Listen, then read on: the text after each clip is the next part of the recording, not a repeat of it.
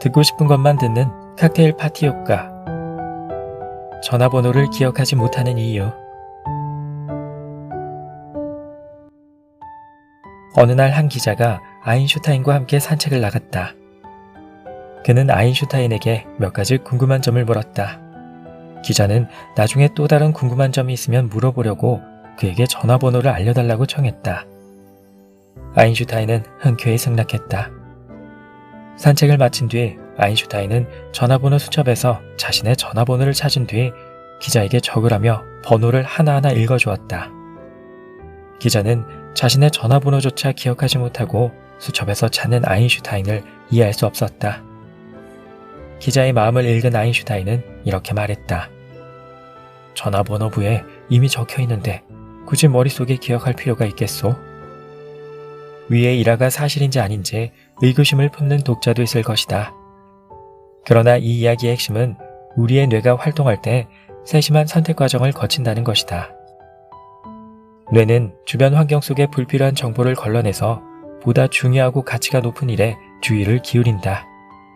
이는 마치 칵테일 파티에 참석한 사람들의 행동과도 같다. 파티장에는 웃음소리, 발걸음소리, 술잔을 부딪히는 소리, 음악소리, 사람들의 말소리 등 온갖 다양한 소리로 떠들썩하다. 그런데 우리는 주변 사람들의 말소리나 음악소리가 아무리 커도 곁에 있는 친구의 말을 듣는 데는 문제가 없다. 음악을 감상하는 사람의 경우 주위의 소음에 아랑곳하지 않고 음악의 세계에 빠져든다. 10여 명, 심지어 20여 명이 한 공간에서 이야기를 나눌 때 우리의 귀가 듣고자 하는 내용은 듣지만 듣고 싶지 않은 소리는 차단하는 것과 같다. 멀리서 누군가 자신의 이름을 부를 때 우리는 여러 사람의 목소리 중에서 나를 부른 사람을 향해 고개를 돌린다. 이것이 바로 그 유명한 칵테일 파티 효과다. 칵테일 파티 효과는 본래 심리학자들이 인간의 청각을 설명하기 위해 만든 개념이다. 그런데 이 현상은 인간이 주의를 배분하는 능력을 더욱 잘 설명해준다. 인간은 외부로부터 수많은 자극을 받지만 주의력을 한 가지에 집중할 때 그것과 관련이 없는 정보는 배제한다. 이때 주의를 기울이는 곳에서 나는 소리의 크기는 다른 소리보다 두세 배 크게 느껴지기 때문에 가장 먼저 우리의 주의를 끈다. 예를 들어 바로 지금 누군가가 당신에게 새끼손가락이 어떻게 느껴지는지 묻는다고 하자.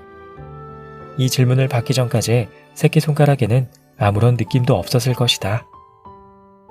그런데 이 질문을 받고 나면 당신은 곧바로 새끼손가락이 쓰리거나 가렵거나 혹은 묵직하거나 차갑다고 느낄 것이다.